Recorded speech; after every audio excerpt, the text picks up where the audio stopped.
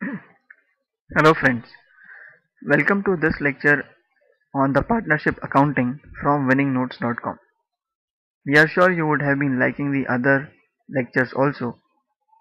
In this course of today, we are going to talk about admission of a partner in a partnership firm. You all would have heard this term partnership firm, sole proprietorship, company, etc. many times. But do we know what is a partnership and how is it formed, etc.? So partnership basically means that there are certain people who have a common purpose and who want to achieve that by working together. They intend to have an unlimited liability and it is not meant to be worked upon at a very large scale.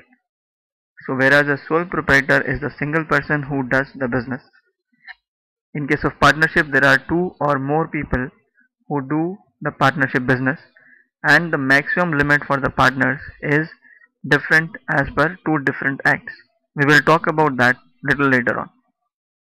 A company, on the other hand, is a group of very large people who intend to do business at a much larger scale but who want to assume only limited liability. So, a limited liability company is what is formed as per the Indian Companies Act, and the way it is different from a partnership is that though it offers the benefit of limited liability, but it also requires the people to be responsible enough to maintain certain accounts as per the pro forma format, etc. required by the Companies Act, and to be guided by those principles listed down in the Companies Act. A partnership firm, on the other hand, though assumes unlimited liability, but it also enjoys having less number of requirements which it needs to comply with as per the law.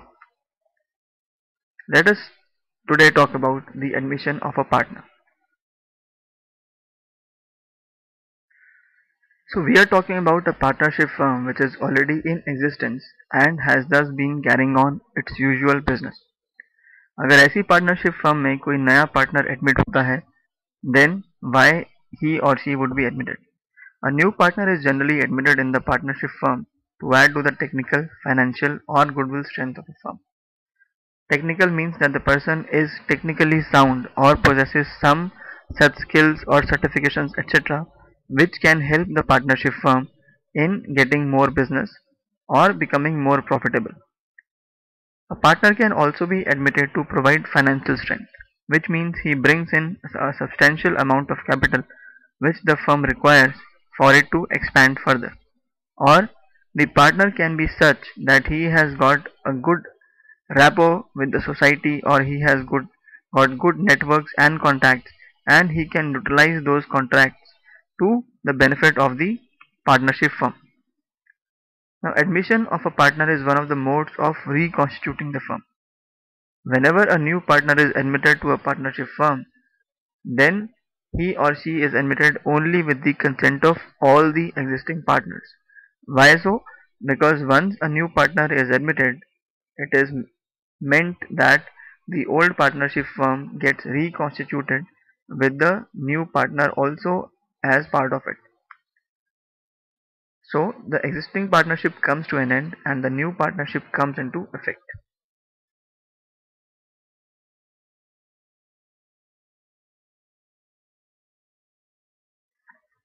Now when a new partner is admitted, then he will also get certain rights. So he gets a right to share the assets and also the right to share the future profits of the partnership firm. So a new partner which joins a partnership firm does not get the rights to the existing profits of it. It gets only right to the profits which will arise in future for the partnership firm. The capital amount or the amount which a partner brings in to the partnership firm, that is called as capital, and it is credited to his capital account. When the consideration which he pays to the old partners for the right to participate in the division of future profit, that amount is called as goodwill, which means that because now he is a new partner and he is admitted to a partnership firm, he will be sharing the profits. But why would the existing partners let another person join them and take away their profit until unless the new person or the new partner brings in something additional or something of value to the partnership firm. The fact that the old partners lose their share of profits to the new partner to compensate for this loss, the new partners generally bring in money and they pay it to the existing partners. This amount being brought in is called as goodwill.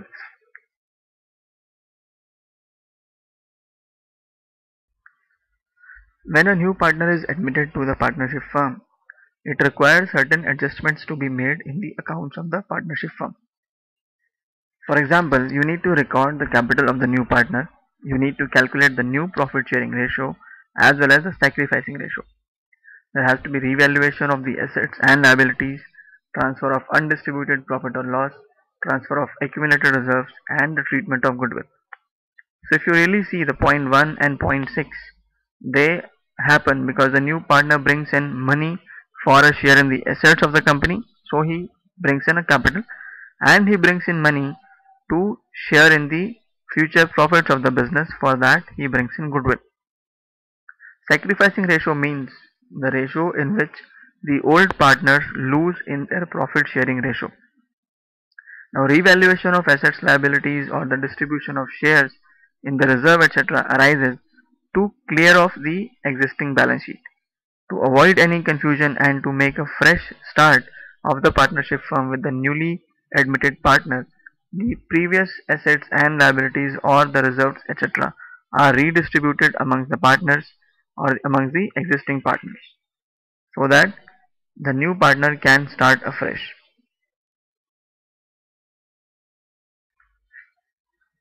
One of the important features when a new partner is admitted is the calculation of new profit sharing ratio. This can be agreed upon at the time when the new partner is admitted. As we earlier talked about, sacrifice ratio is old ratio minus new ratio. That is, it is calculated only for the partners which are already existing. Now in the examinations, either one of these ratios can be missing and that can be calculated using the other two. If new and old ratios are given, then sacrifice ratio can be calculated.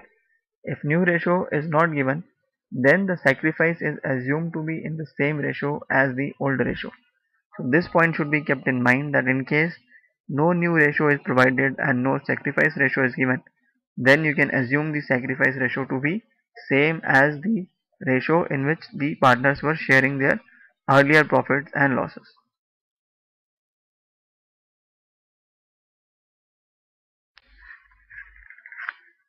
So apart from capital and the profit sharing ratio, there is revaluation of assets and liabilities which happens.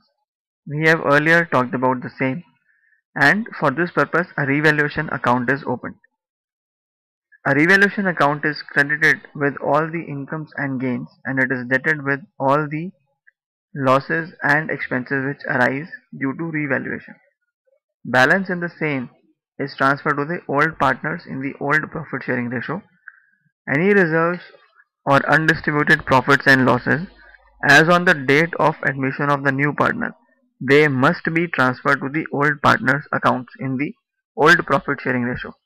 This must be done even if no specific instructions are given in the exam.